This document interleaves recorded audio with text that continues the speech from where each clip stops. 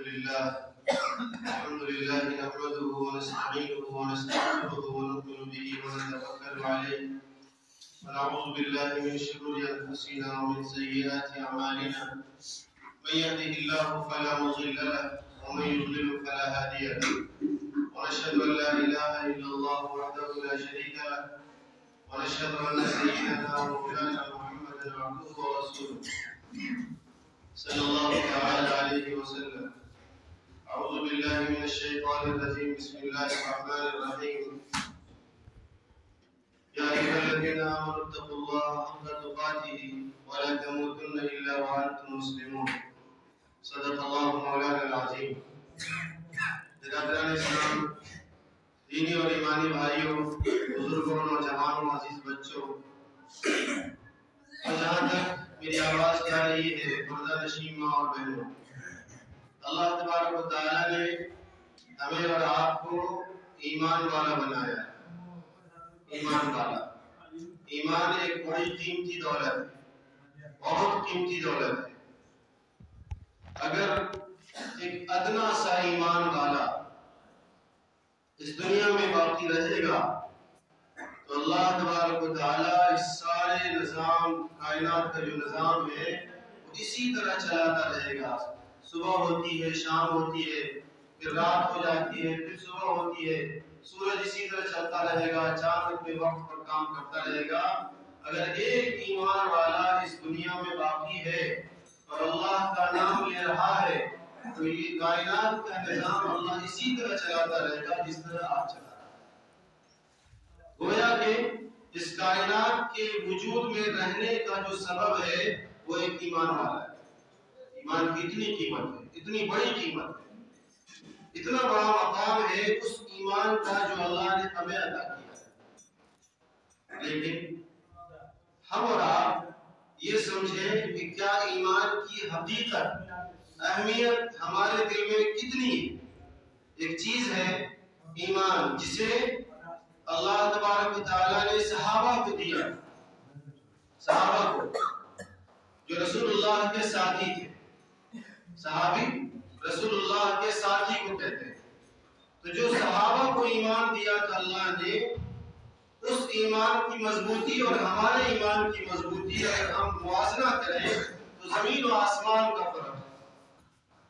ان کو ایمان محنت اور مشقت کے بعد حاصل ہوا. وہ کسی اور مذہب کے ماننے والے تھے، لیکن جب رسول اللہ کا پیغام ان تک پہنچا تو پھر دین اسلام کی حقانیت کو، اس کی سچائی کو سمجھ کر اور جان کر وہ اپنے پرانے دین سے اسلام میں داخل ہو.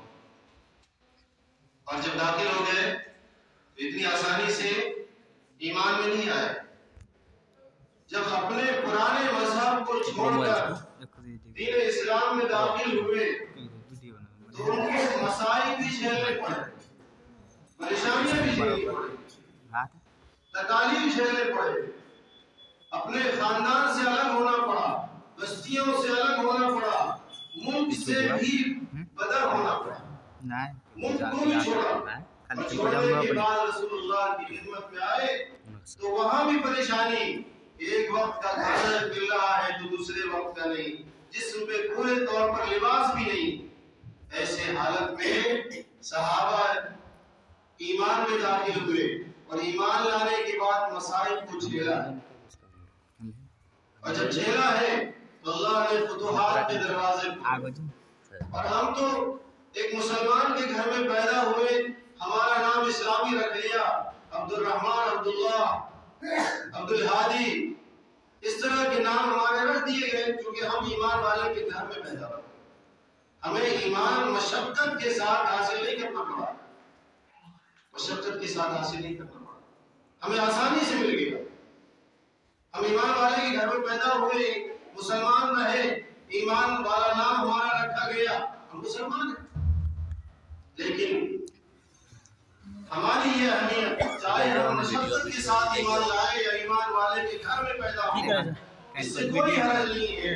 اللہ تبارک و تعالیٰ ایک ایمان والا اس دنیا میں رہے گا تو کائنات اسی طرح سے باقی رہے گا. گویا کہ ہمارا مقام اور مرتبہ یہ ہے کہ جب تک ہم اس زمین پر اللہ کا کلمہ پڑھتے رہیں گے اور اللہ کا نام لیتے رہیں گے، اللہ ہماری برکت سے کائنات کے نظام کو بدلے گا۔ یہ ہماری اہمیت ہے، یہ ہماری قدر ہے، ہمارا مقام اور مرتبہ ہے۔ تو اللہ نے ہمیں نیکیوں کا حکم فرمایا، ایمان دیا، اور ایمان کے بعد اسلام آیا۔ رسول اللہ نے اللہ تبارک و تعالیٰ کا پیغام لے کر ہمارے سامنے آئے، ہم تک دعوت پہنچائی۔ تو اللہ تبارک و تعالیٰ کا دین اور ان کے احکام ہمارے سامنے پہنچانے والی شخصیت وہ رسول اللہ ہے۔ اور رسول اللہ کے ساتھیوں میں جو جلیل القدر صحابی ہیں، جن کو خلفائے راشدین کہا جاتا ہے، حضرت ابوبکر ہے، عمر ہے، عثمان ہے، علی ہے، یہ چار خلفائے اربعہ کہلاتے ہیں، چار خلفائے اربعہ۔ ان کا مقام و مرتبہ سب سے اونچا ہے۔ حضرت عمر فاروق رضی اللہ تعالیٰ عنہ ایک جلیل القدر صحابی اور خلیفۃ المسلمین ہے، وہ فرماتے ہیں کہ اللہ کے رسول صلی اللہ علیہ وسلم نے ہمارے سامنے ایک واقعہ ذکر کیا۔ وہ کیا تھا کہ پرانے زمانے میں ظاہر سی بات ہے کہ رسول اللہ کے زمانے سے پہلے کا یہ واقعہ ہوگا، کیونکہ رسول اللہ کے بعد کا واقعہ تو نہیں ہوگا، یہ رسول اللہ سے پہلے کا واقعہ ہوگا کہ تین شخص ایک کہیں سفر پر جا رہے تھے، اور سفر پر جاتے جاتے چلتے چلتے جب ہم کسی لمبے سفر پر ہوتے ہیں تو جب دن کا سلسلہ ختم ہو جاتا ہے تو پھر رات آ جاتی ہے، اور رات کے حصے میں ہم آرام کرنا چاہتے ہیں۔ تو وہ تین شخص سفر پر نکلے، اور نکلنے کے بعد جب رات کا وقت آیا تو ان کو آرام کی ضرورت محسوس ہوئی، تو ایک پہاڑ کے غار میں، ایک پہاڑ کے کوہ میں جا کر تینوں نے آرام کرنا شروع کیا۔ اب تین شخص ہیں، رات کا اندھیرا ہے، جنگل ہے، اسی درمیان پہاڑ سے ایک بڑا سا پتھر وہاں سے لڑکا، اور جس غار میں وہ لوگ تینوں آرام کر رہے تھے اس غار کے منہ پہ آگے جم گیا، بند ہو گیا۔ ٹھیک ہے، اب ظاہر سی بات ہے کہ ہم کسی گھر میں ہوں اور ہمارے گھر کے دروازے میں کوئی تالا لگا دے تو ہم تو خوف کے مارے، گھبراہٹ کے مارے پریشان ہو جائے۔ اب وہ تین شخص ہیں، وہ رات کا اندھیرا ہے، جنگل ہے، بیابان ہے، خوفناک جنگل ہے، اور اس پہاڑ کے غار میں وہ تینوں کی تینوں آرام کر رہے ہیں، اور اسی درمیان پہاڑ کی اونچائی سے پتھر لڑکا اور آ کر اس غار کے منہ کو بند کر۔ ظاہر سی بات ہے کہ بڑا سا پتھر ہے، اس سے نکلنے کا کوئی راستہ نہیں۔ اب مصیبت کی گھڑی، پریشانی کی گھڑی ہے۔ اب تینوں نے آپس میں مشورہ کیا کہ یہ ایک مصیبت کی گھڑی ہے، پریشانی کی گھڑی ہے، ایک آفت ہم پر آئی ہوئی ہے، ہمیں اس سے نجات کیسے حاصل ہو؟ تو تینوں نے مشورہ کیا، اور مشورے کے بعد یہ بات سامنے آئی کہ ہم تینوں اپنے نیک عمل کا واسطہ دیں، نیک عمل کا۔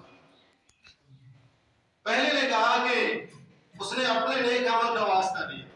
پہلے کی کہانی یہ تھی کہ اس پہلے شخص نے یہ کہا کہ اے اللہ، اگر میں نے اپنے والدین کے لیے شام سے لے کر صبح تک دودھ کا پیالہ لے کر میں کھڑا رہا، اور میرے والد صبح کو بیدار ہوئے، اور اس وقت میں نے اپنے والد کے سامنے دودھ کا پیالہ پیش کیا، جب انہوں نے دودھ کا پیالہ لیا اور دودھ پیا، اس کے بعد میں نے اپنے بچے کو پلایا۔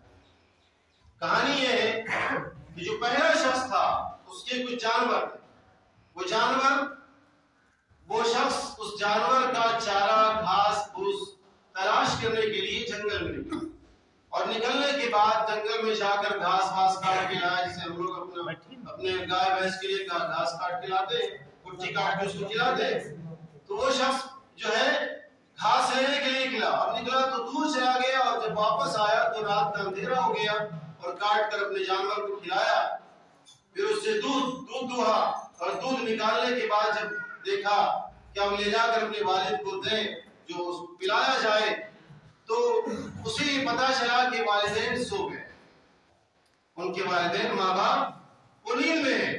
انہوں نے کیا کیا کہ اپنے والدین کو جگانا پسند نہیں کیا، نیند میں خلل ہو جائے گی، بوڑھے ضعیف لوگ ہیں، اٹھیں گے تو پریشان ہوں گے، بہت سے لوگ نیند سے اٹھتے ہیں تو گھبرانے لگتے ہیں، تھرتھراہٹ سی ہوتی، تو انہوں نے یہ گوارا نہیں کیا کہ میں اپنے والد کو نیند کی حالت میں جگاؤں اور جگا کر یہ دودھ پلاؤں، لہٰذا وہ پیالے میں دودھ لے کر اپنے والد کے سامنے کھڑا رہا۔ اس کے بچے بھی ان کے ارد گرد روتے رہے، کلکلاتے رہے، لیکن اس نے اپنے بچے کی طرف دھیان اور توجہ نہیں دیا، بلکہ اپنے والد کے انتظار میں رہا کہ جب صبح صادق ہوا، فجر کی اذان سے پہلے جو روشنی نظر آتی ہے، جب صبح صادق کا وقت آیا، اس وقت والدین کی آنکھ کھلی اور اس نے اپنے والد کے سامنے دودھ کا پیالہ پیش کیا۔ والدین نے دودھ پیا اور پینے کے بعد پھر اس نے اپنے بچے کو دودھ پلایا۔ اس عمل کا واسطہ اس پہلے شخص نے دیا، کیا اے اللہ اگر میں نے یہ کام اپنے تیری رضا کے واسطے، تجھے راضی کرنے کے واسطے، تجھے خوش کرنے کے واسطے ہم نے کیا ہے، تو اللہ اس نیک عمل کی برکت سے اس پہاڑ کے غار پر جو پتھر آیا ہوا اس کو ہٹا دے۔ پہلا شخص تھا، اس نیک عمل کے واسطے سے اللہ نے تھوڑا سا پتھر کو ہٹایا۔ چیزیں تو اللہ کے حکم سے حرکت کرتی ہیں، تو وہ تھوڑا سا ہٹا جس سے انسان نکل نہیں سکتا۔ اب دوسرا شخص ہے، دوسرا شخص اس نے یہ کیا کہ اس کے یہاں بہت سے مزدور کام کرتے تھے، جیسے ہمارے یہاں کھیتوں میں بہت سے مزدور کام کرنے کے لیے آتے ہیں، شام ہوتی ہے تو وہ اپنی مزدوری لے کر اپنے گھر چلا جاتا ہے۔ سارے مزدور آئے اور مزدوری لے کر اپنے گھر چلے گئے، ایک ان میں رہ گیا، وہ نہیں آیا۔ اس کی جو مزدوری تھی روزانہ کی 400-500 جو بھی ہے، اس مزدوری کو وہ مالک اپنے پاس محفوظ رکھ لیا کہ جب بھی آئے گا تو میں اس کو یہ مزدوری دوں گا۔ وہ شخص نہیں آیا، اس کی مزدوری امانت کے طور پر اس کے پاس، اس کے ذہن میں یہ بات آئی کہ کیوں نہ یہ پیسے میں کسی کام میں لگا دوں اور لگانے کے بعد وہ بڑھے گا۔ چونکہ اس نے ایسا ہی کیا، اس نے کاروبار میں لگایا اور وہ بڑھا، بڑھتے بڑھتے اتنا ہوا کہ ایک طرف تو گائے بندھی ہوئی ہے، ایک طرف بھینس ہے، ایک طرف بکریاں ہیں، مرغیاں بہت ساری ہیں، اور بھی بہت سارے سامان ہیں۔ ایک زمانے کے بعد آیا، 5 سال 10 سال کے بعد وہ شخص آیا اور کہا کہ میری مزدوری فلاں تاریخ کی باقی ہے، آپ مجھے دیں۔ اس نے کہا کہ یہ سارے جانور بندھے ہوئے ہیں، یہ سب تمہارے۔ اب وہ شخص دیکھتا ہے مزدور کہ کیا مالک ہم سے مذاق تو نہیں کر رہا ہے؟ کہا کہ مالک ہمیں اپنی مزدوری چاہیے، یہ سب تو آپ کے۔ کہا کہ نہیں نہیں، یہ میرا نہیں ہے، یہ تمہارا ہی ہے۔ اس کو یقین نہیں آیا، اس نے کہانی بتائی کہ جب تم مزدوری چھوڑ کر گئے تو میں نے تمہاری مزدوری کو کاروبار میں لگایا، اور وہ اتنا بڑھا کہ یہ سب تیری مزدوری کے پیسے سے ہوئے۔ وہ حیرت میں رہ گیا، کہا کہ یہ سب تیری مزدوری ہے، تم اسے سب لے جاؤ، یہ میرا نہیں ہے۔ گویا کہ اس مالک نے اس مزدور کی مزدوری کو اتنا بڑھایا کہ بہت سے مال و دولت ہو گئے۔ وہ آیا تو اس کو سارا اس نے دے دیا۔ وہ شخص خوش و خرم یہاں سے اپنے گھر چلا گیا۔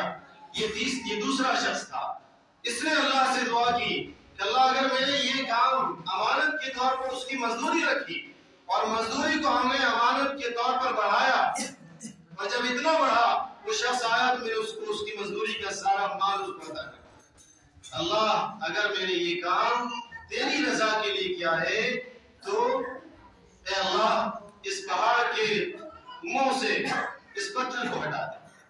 اللہ نے اس پتھر کو اور سرکایا اور وہ پتھر تھوڑا سا ہٹا جس سے ایک آدمی کے جانے کا راستہ بن سکتا ہے، لیکن پورے طور پر وہ پتھر نہیں ہٹا۔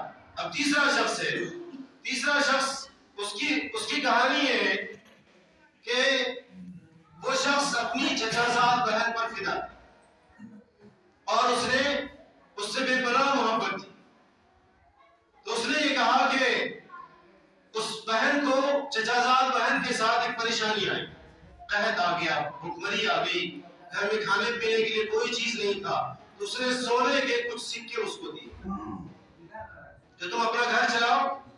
آپ لوگ خاموشی سنیے تھوڑا. اپنا گھر چلاؤ. ایک دن آیا کہ اس نے یہ کہا کہ میں یہ سونے کے سکے تمہیں اس عوض میں دے رہا ہوں تاکہ تم مجھے اپنے ساتھ غلط حرکت کرنے کے لیے. وہ مجبوری میں اس نے ہاں کہہ دیا. غربت کا زمانہ تھا, افلاس کا زمانہ تھا, اس نے ہاں کہہ دیا. اور جب وہ اس کے وعدے کو پورا کرنے کا وقت آیا وہ راضی ہو گئی. اور راضی ہونے کے بعد جب وہ آیا اور آنے کے بعد اس نے کہا کہ جب وہ اس کے ساتھ غلط کام کرنے کے لیے تیار ہوا تو اس بہن نے اس سے کہا کہ خدا کے واسطے اللہ کا خوف اپنے دل میں لاؤ, اگر مجھ سے یہی کام کرنا ہے تو جائز طریقے سے میں مجھ سے شادی کروں. جب اس نے یہ واسطہ دیا کہ اللہ کا خوف اپنے دل میں لاؤ, اس شخص کے دل میں اللہ کا خوف آیا. وہ اللہ سے ڈرا اور ڈر کر اس عمل سے توبہ کیا اور اس سے بچا وہ. اور بچنے کے بعد اس نے کہا کہ یہ جو میں نے سونے کے سکے تمہیں دیے تھے یہ بھی تم سے میں واپس نہیں لیتا, اب میں تمہارے لیے اس کو معاف کرتا. یہ ایک نیک عمل تھا اور گناہ سے اس نے توبہ کیا. تیسرے شخص نے اپنے اس عمل کا حوالہ دیا, اللہ اگر میں نے یہ کام تیری رضا کے لیے کیا ہے, تیری خوشنودی کے لیے کیا ہے, تجھے راضی کرنے کے لیے کیا ہے, تو اس پہاڑ کے منہ سے پتھر کو ہٹا دے. اب وہ تینوں نے اپنی دعاؤں کا اپنے نیک عمل کا واسطہ دیا. اللہ نے ان عمل کی برکت سے اس پہاڑ کے پتھر کو پاس ہٹا دیا. گویا کہ اگر ہم اس میں کئی نصیحتیں ہیں کہ ایک تو نصیحت یہ ہے کہ اپنے والدین کے ساتھ حسن سلوک کریں. دوسری نصیحت یہ ہے کہ اگر کسی کا پیسہ آپ کے پاس ہے تو اس کو امانت سے رکھیں اور جب بھی وہ آئے تو اس کو واپس کریں. تیسری نصیحت یہ ہے کہ ہم اور آپ زنا سے اور غلط کام سے توبہ کریں اور کسی مجبور, ضعیف, کمزور کی مدد کریں. اگر آپ نے اس کو قرض دیا ہے اور وہ دینے کے قابل نہیں ہے تو اس کو معاف کریں. یہ عمل تھا. اللہ کے رسول صلی اللہ علیہ وسلم نے اس واقعے کو ذکر فرمایا اور اس واقعے کو رسول اللہ سے حضرت عمر فاروق رضی اللہ تعالیٰ عنہ نے ذکر فرمایا. گویا کہ اس حدیث کی اس واقعے میں ہمارے اور آپ کے لیے بے پناہ نصیحت ہے اور یہ سب ماننے والوں کے لیے. جیسے کہ ہم لوگ کاشتکار ہیں تو کاشتکاری کرتے ہیں, کھیتوں میں کام کرتے ہیں, خود اپنا کھیت ہے اس میں ہم اناج اور غلہ لگاتے ہیں. تو ہمیں اپنی کاشتکاری میں اللہ کی مدد کیسے شامل حال ہو, اللہ نے کاشتکاری کرنے کا کیسے حکم دیا, کس طرح سے کریں, اور کاشتکاری سے جو چیز حاصل ہوتی ہے وہ ہم کیسے استعمال کریں. ایک شخص تھا, اس نے دیکھا کہ بادل کا ایک ٹکڑا آسمان پہ کالا سا لگا ہوا ہے اور وہ چل رہا ہے. بارش ہوتی ہے تو بادل ایک دوسری جگہ سے چل کر ایک جگہ جمع ہوتا ہے, تو بادل چل رہا ہے اور چلتے چلتے اس بادل سے ایک شخص کے نام کی آواز آ رہی ہے. مثلا آپ میں سے کسی کا نام عبداللہ ہو. اس بادل سے وہ شخص نیچے کھڑا ہے اور بادل سے یہ آواز آ رہی ہے کہ عبداللہ کے کھیت میں جا کر برسا. اب اس نے سنا کہ بھئی عبداللہ کے کھیت میں جا کے برسات ہو اور بادل چل رہا ہے. چلتے چلتے ایک جگہ پہاڑی کے اوپر جا کر وہ بادل رک گیا اور موسلا دھار بارش ہوئی. پہاڑی سے پانی نیچے اترا اور ایک گڈھے میں جمع ہوا اور جمع ہو کر کے ایک نالی کے ذریعے سے ایک دور جا کر ایک کھیت میں چلا گیا. وہ شخص جہاں بارش ہوئی اس جگہ کھڑا رہا اور جب پانی چلنا شروع ہوا اس کے پیچھے پیچھے جاتا بہت دور جنگل میں جا کر دیکھتا کیا ہے کہ ایک شخص ہے جو کھیت میں اپنے باندھ کو کاٹ رہا ہے. وہ سوکھے میں کاٹ رہا, بارش وہاں نہیں ہوئی, وہ سوکھے میں کاٹ رہا. جیسے ہم لوگ مکے میں آگ دے دیتے ہیں تو ہم چلے جائیں کدال لے کر کے وہاں آگ کو کاٹنے لگے. ابھی تو کوئی بارش ہو نہیں رہی اور ہم کاٹنے لگے تو لوگ کیا کہیں گے کہ باندھ کو کیوں کاٹ رہے ہیں. لیکن وہ شخص سن رہا ہے کہ فلاں کے کھیت میں جا کر بارش برسا. وہ پہاڑی کے اوپر بارش برسا اور نالی کے ذریعے سے دور جنگل میں وہ پانی چاہ رہا ہے. وہ شخص پیچھے پیچھے پانی کے پیچھے پیچھے وہاں جنگل میں پہنچ گیا. وہاں دیکھا کہ ایک شخص اس طرح سے کر رہا ہے. اس نے جا کر اس سے پوچھا کہ تمہارا نام کیا ہے؟ اس نے کہا کہ میرے نام سے تمہیں کیا مطلب؟ کہا کہ نہیں، نام جاننا چاہتا ہوں، کوئی معجزہ ہے؟ اس نے کہا کہ میرا نام فلاں ہے. کہا کہ یہی نام میرے بادل سے آواز میں جو آواز آئی بادل سے، میں نے یہی نام سنا. تو اس نے پوچھا اس سے کہ تم تو ایک کاشتکار آدمی ہو، تمہارا نام بادل میں کیوں لیا گیا؟ ماجرا کیا ہے؟ بھائی آپ کے گاؤں کا کسی کاشتکار کا نام بادل سے آنے لگے تو آپ تو حیرت سے پوچھیں گے بھائی آپ کا کام کیا ہے؟ تو اس نے پوچھا کہ بھائی آپ کا کام کیا ہے؟ آپ کاشتکار ہے، کسان آدمی ہے، آپ اتنے بڑے تو ہے نہیں، دکھتے تو ہے نہیں جو آپ اتنے بڑے اللہ کے ولی ہو، جو کاشتکار کا نام بادل سے آ رہا ہو، آواز آ رہی ہے اس کی. اس نے کہا کہ میں اس کھیت سے کاشتکاری کرتا ہوں. اس نے اپنا کام بتلایا، کہا کہ میرا یہ کھیت ہے، میں اس سے کاشتکاری کرتا ہوں، اس میں غلہ لگاتا ہوں، اس میں سے جو غلہ مجھے ملتا ہے میں اس کو 3 جگہ تقسیم کرتا ہوں. اب دیکھیے گا کہ یہ بادل سے آواز کیوں آئی؟ کہا کہ میں اس کو 3 جگہ تقسیم کرتا ہوں. ہم اور آپ کیا کرتے ہیں؟ ایک ہم اپنے گھر میں لگاتے ہیں، خود کھاتے ہیں، ٹھیک ہے، اور کچھ اپنے رشتہ داروں میں تقسیم کر دیتے ہیں، اور تیسرا حصہ اللہ کے راستے میں لگا دیتے ہیں. اس نے بھی یہی کہا کہ میں اپنے غلے کو جو کھیت سے حاصل ہوتا ہے اس کو 3 جگہ تقسیم کرتا ہوں. ایک تہائی اپنے لیے رکھتا ہوں، اپنے گھر کے لیے، اپنے بیوی بچوں کے لیے، اپنے لیے استعمال کرتا ہوں، اور ایک تہائی میں اپنے رشتہ دار غریب مسکین لوگوں کو دے دیتا ہوں، اور تیسرا ایک تہائی وہ میں اللہ کے راستے میں صدقہ کر دیتا ہوں، ذرا بھی نہیں رکھتا. تو یہ 3 کام تھے اس کے. کہا کہ بس اسی کی برکت ہے جو تمہارا نام بادل سے آواز آ رہی ہے، اور کوئی کرامت نہیں ہے. کرامت صرف یہی ہے کہ تم اپنے کھیت سے جو چیز حاصل کرتے ہو اس کا ایک جائز انتظام کرتے ہو، جائز استعمال کرتے ہو، اور پھر اس کو اللہ کا جو حق ہے اس میں وہ تم اللہ کے راستے میں خرچ کر دیتے ہو. بس یہی چیزیں ہیں جس کی وجہ سے اللہ نے تمہاری مدد کی. آج بارش ہونے کا کوئی انتظام نہیں تھا، تمہارے اسی نیک عمل کی وجہ سے اللہ نے بادل کو حکم دیا کہ جاؤ فلاں کے کھیت میں بارش برسا کرو. یہ عمل تھا. آج ہم کیا کرتے ہیں؟ ہمارا آپ دیکھ رہے ہیں کہ جب ہمارے کھیت سے آتا ہے نا تو سب اپنے گھر میں کوٹھی میں بند کر کے رکھ لیتے ہیں. تو بھلا ایسے وقت میں اللہ کی مدد آئے گی؟ نہیں آ سکتی. کہا کہ حدیث پاک میں اللہ کے رسول نے فرمایا کہ الصدقۃ تنفع البلاء، صدقہ آنے والی ہر بلا کو دفع کرتا ہے، دور کرتا ہے. جیسے میں باڈی گارڈ ہوں، چاروں طرف کھڑا ہو، بیچ میں منتری جی کھڑے ہو، تو کوئی دشمن منتری جی کے پاس نہیں آ سکتا، اس لیے ایک باڈی گارڈ کھڑا ہے.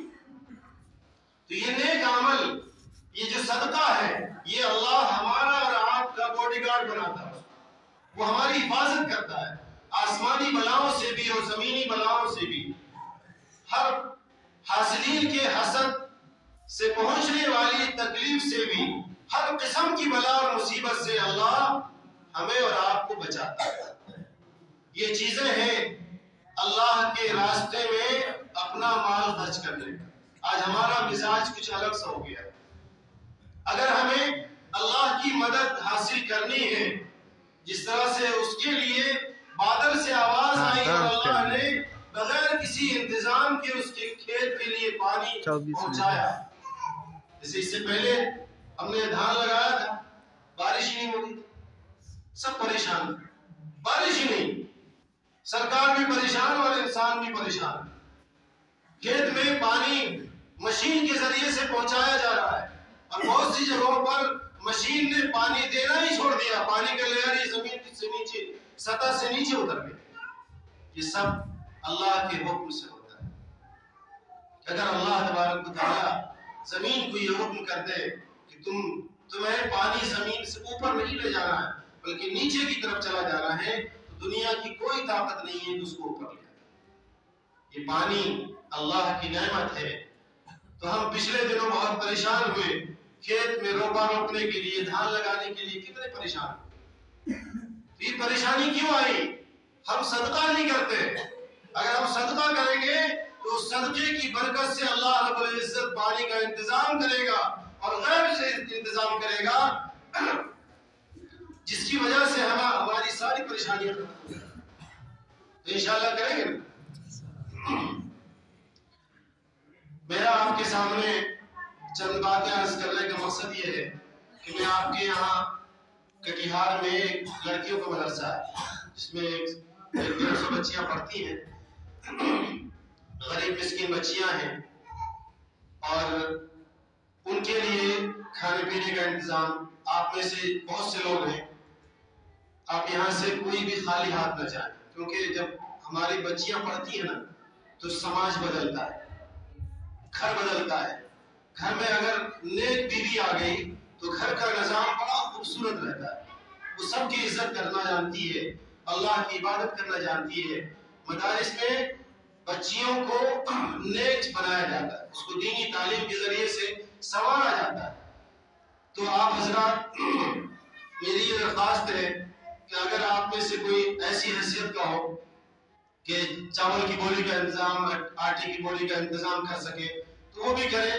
اور اپنے اپنے طور پر میرے پاس چونکہ جو میں رسید لے کر آیا ہوں اس میں 100 روپے کا ایک کوپن بنا ہوا ہے. تو آپ میں سے ہر آدمی اگر 100 روپے سے اس ادارے کی مدد کریں گے تو وہ سب پیسہ بچیوں کے حق میں جائے گا.